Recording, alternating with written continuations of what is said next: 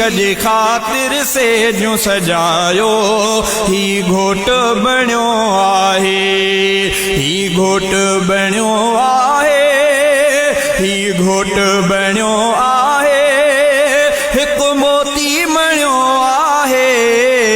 अॼु सोणे शफ़ीक जे ख़ातिर से जो सजायो ही घोट बणियो आहे